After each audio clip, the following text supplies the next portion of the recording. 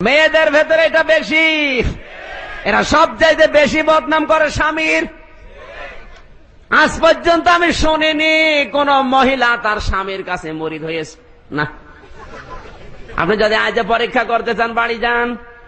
এখন যদি বলেন আমির হামজা আমাকে খেলাফতি দিয়েছে, আমি বড় আল্লাহর ওলি, তুমি আমার কাছে মুরিদ হও, আপনার বউ বলবে তুমি যে কয় নম্বর। আমি জানি শয়তানের কাছে মুরিদ হবো, তাও তোমার কাছে না। কথা বলে, কারণ আমি আমারটা নিয়ে জানি। যত ভালো কাজে আমি করি, সারা দেশের মানুষ আমার হুজুর বলে, আর ওর কাছে আমি হুজুরই না।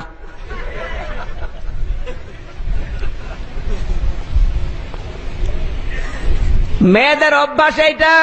জাহান্নামে যাওয়ার যতগুলো কারণ, তার এক নম্বরে স্বামীর সমালোচনা, বদনাম করা।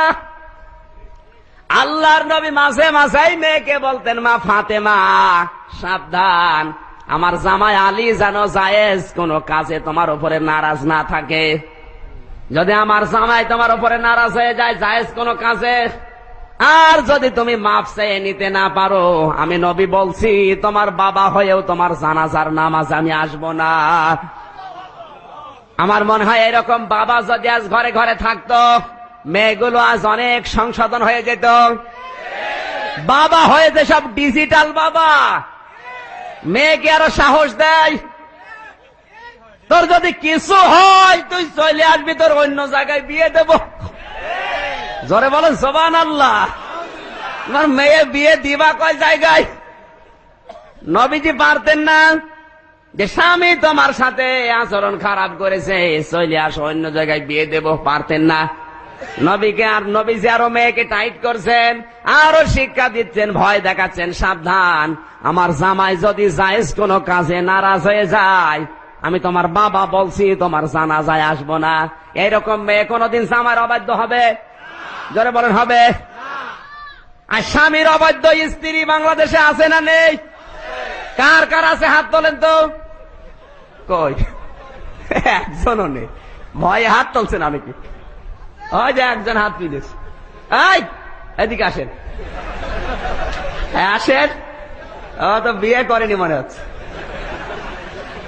বিয়ে করলে হাত তোলে, আমি হাত তুলতে সাহস পাচ্ছি না। অবাধ্য বাংলাদেশে আছে না রে বলেন তো? 100 জনের 98টা। আর এগুলো দেখে দেখে মজা মারছে ভারতের এই চ্যানেলগুলো। বাংলাদেশের স্বামীর অবাধ্য হওয়ার জন্য ভারতের এই তুমি আসবে বলে এই চ্যানেলটা সবচাইতে বেশি দায়ী। মনে করছেন হুজুর কিছু জানে না? সব খবর হুজুরের কাছে জিবরাইল দিয়ে যায়। এই তুমি আসবে বলে সিরিয়াল যাদের বউ দেখে, আজকে যে তওবা করাবেন, কে পারবেন তো? জোরে বলেন। কারণ স্বামীর অবাধ্য হওয়ার জন্য এই নন্দিনী। কথা বলুন। এই মহিলার জন্য মেয়েরা স্বামীর অবাধ্য হয়ে যাচ্ছে। স্বামীর ডন্ট কেয়ার কিছু মনেই করে না। স্বামীর চাইতে ওর কাছে সাহেব দাস, সাহেব বড়, সাহেব বড়। সম্মানিত মা বোনেরা, জান্নাতে যদি যেতে চান ফাতেমাতুজ জাহরার সাথে, আপনার সবচাইতে বড় পীর, সবচাইতে সম্মানের জিনিস আপনার স্বামী। আপনি যদি সাজগোজও করেন শুধু স্বামী বাদে, অন্য কারো জন্য জায়েজ নেই। কথা বলেন। হযরতে মাইমুনা রাদিয়াল্লাহু তাআলা আনহা বলেন, আমার স্বামী বাইরে থেকে আসবে বিশ্বনবী শুনতে জানতে পেরেছি, স্বামী আসতেছে, জলদি করে নিজেকে পরিষ্কার করলাম, নিজেকে আমি সাজালাম, গোসল করে চুল মাথা সব ঠিক করে স্বামীর জন্য পরিপাটি হয়ে বসে আছি। বাংলাদেশে এরকম বউ এখন ঘরে ঘরে।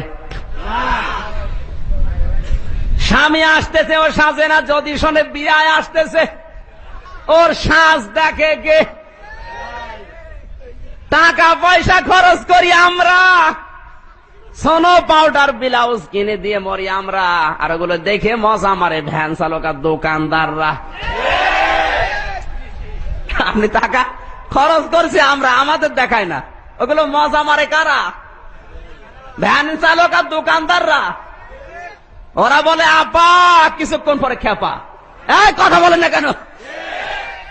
হযরতে মাইমুনা বলেন স্বামীর জন্য সেজে আছি, কারণ স্বামী যদি আমাকে দেখে একটু আনন্দ পায়, যদি একটু হাসে, আমার এই সাজগোজ এটা সাজানা এটা সওয়াব হয়ে যাবে।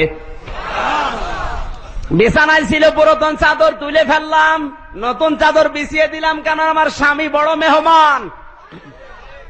এখন মেয়েরা স্বামীর জন্য নতুন চাদর পাতে, জোরে বলেন বিছায়। যদি শোনে বিয়ায় আসতেছে, নতুন চাদর কেন নিজের শাড়ি বেড়ে দেবে। যদি জিজ্ঞাসা করেন আজকে নতুন শাড়ি নতুন চাদর বিছাও কেন, কে আসবে, বলে তুমি জানো না মানুষ আসবে। তা আমি কি মানুষ না? ওর কাছে আমি মানুষই না। মা বোন যারা এসেছেন সাবধান, সব চাইতে বড় পীর আপনার কাছে আপনার স্বামী। ও স্বামী বাইরে থেকে যেগুলো জেনে আসবে, মসজিদ থেকে, মাদ্রাসা থেকে, দ্বীনের মাহফিল থেকে, ওইগুলো আপনাকে শোনাবে, আপনি বড় আলেমা হয়ে যাবেন।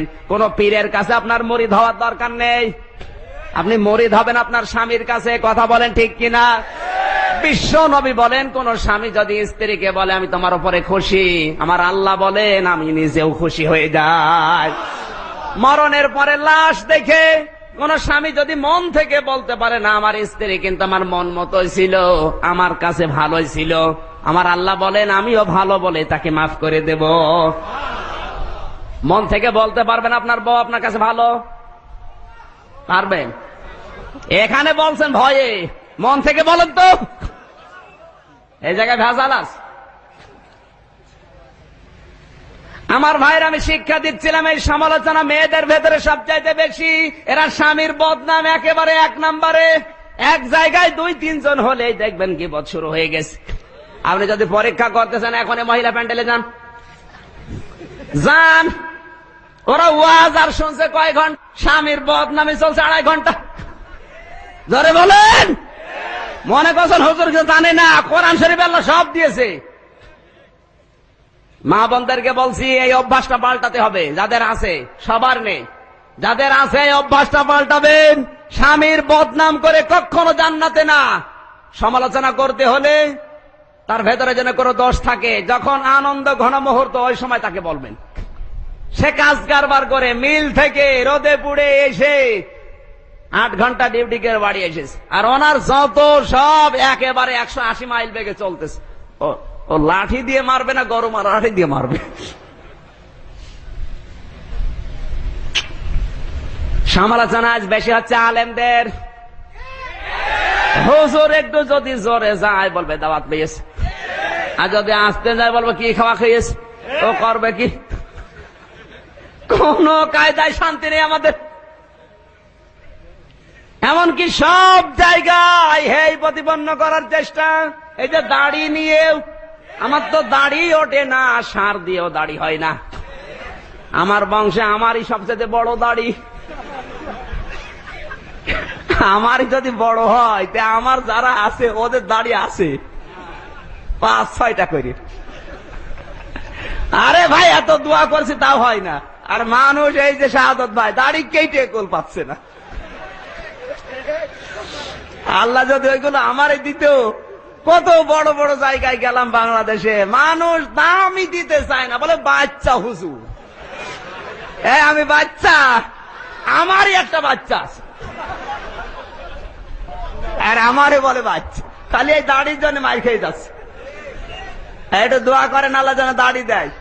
ধরে বলেন, সমালোচনা বন্ধ করতে হবে, সে যে কারোর হোক। আজ আল্লাহর পর্যন্ত সমালোচনা হচ্ছে, নবীজির পর্যন্ত সমালোচনা করছে, তার বাস্তব প্রমাণে লতিফ কাজ্জাব। এ কোলাঙ্গার নবীর পর্যন্ত সমালোচনা করেছে। কথা বলেন। প্রধানমন্ত্রীকে ধন্যবাদ জানায়, কোলাঙ্গারকে দল থেকে বাদ দিয়েছে, মন্ত্রী থেকেও বাদ দিয়েছে।